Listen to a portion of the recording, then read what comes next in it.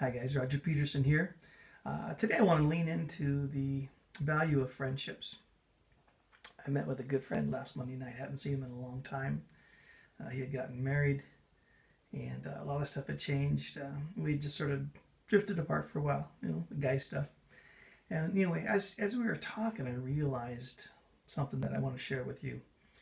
Um, Most people would admit it's just good for guys to get together. In fact, the key verse to this idea of leaning in is Ecclesiastes 4:13 or 12 or so, where it's basically says that Rogers Revived Version is two can do what one cannot.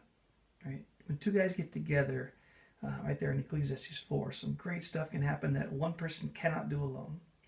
And the idea there is that two guys can figure out how to solve a problem.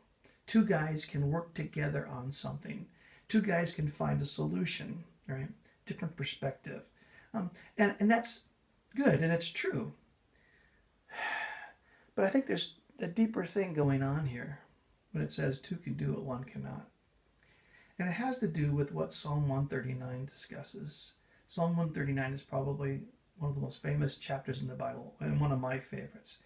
And it basically talks about how God knows us.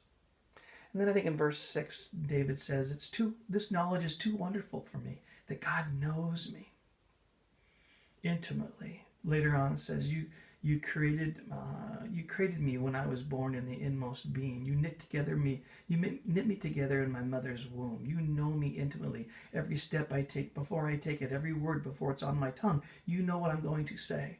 And he says it's too wonderful. And as I was growing up, I didn't get that. Why is it wonderful if someone knows you? I guess when I was younger, I was doing bad things or more bad things, and I didn't want anybody to know about them. And here's what I've discovered. I've discovered that what's wonderful is being known, because it's not until you are fully known that you can be fully accepted. And that's what we crave as people, both from our Heavenly Father, especially from our Heavenly Father, but also from others, that we're known and accepted for who we are, because we're just built in to feel shame for the mistakes we make and the failures that we have and the weaknesses that we have.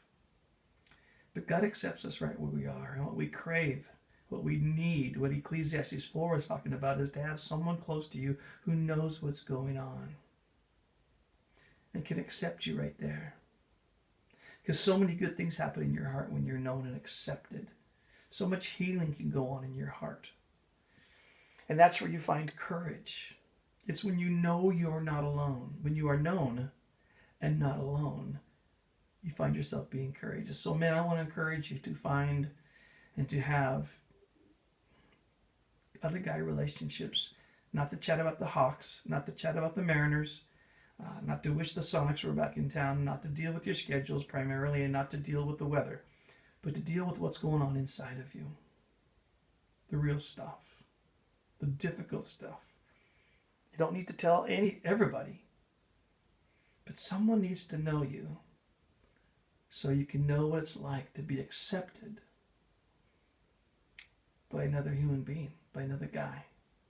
Someone to be your Jonathan, to be your David, to partner with. Because two can do what one cannot.